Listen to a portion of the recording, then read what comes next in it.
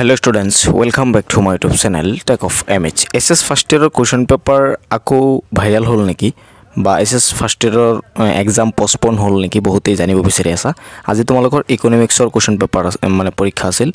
ইকোনমিক্সৰ question paper viral হৈছে বুলি বা এটা বাতৰি ইতিমধ্যে প্ৰকাশ হৈছিল তোমালোকে বহুতে কমেন্ট কৰিছিলা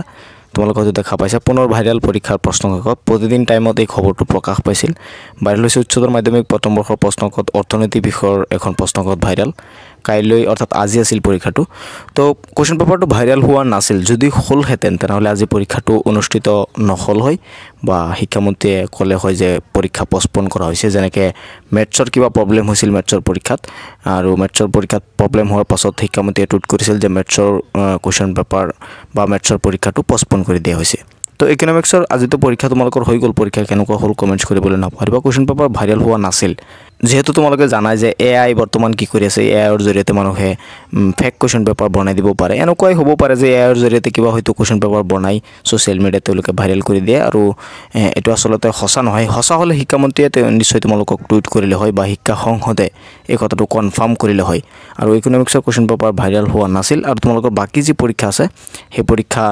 তোমালোকৰ সময়মতে হ'ব মেথছৰ কোৱেশ্চন পেপাৰটো মেথছৰ পৰীক্ষা যেটো আছিল হেতু তোমালোকৰ পষ্টপন কৰি পৰৱৰ্তী সময়ত মেথছৰ মানে পৰীক্ষাটো পাতিব আৰু পৰৱৰ্তী সময়ত মেথছৰ পৰীক্ষা কেতিয়া পাতে হেতু বোৰ্ডে নিশ্চয় তোমালোকক নটিফিকেশন দিব আৰু সেই নটিফিকেশন মতে তোমালোকৰ পৰীক্ষা হ'ব কোৱেশ্চন পেপাৰ ভাইৰাল হোৱাটো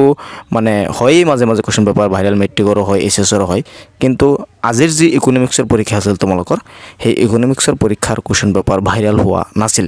যদিও সোশ্যাল মিডিয়াত নিউজটো প্ৰকাশ পাইছিল বা কোৱেশ্চন পেপাৰো প্ৰকাশ পাইছিল হ'ব পাৰে এআইৰ জৰিয়তে কোনোবাই হয়তো কোৱেশ্চন পেপাৰটো বনাইছিল কিন্তু আসলতে ইকোনমিক্সৰ কোৱেশ্চন পেপাৰটো ভাইৰাল হোৱা নাছিল যদি হল হেতেন তেনেহলে বোৰ্ডে নিশ্চয় তোমালোকক জনালে হেতেন বা শিক্ষামন্ত্ৰীয়ে নিশ্চয় টুইট কৰিলে হেতেন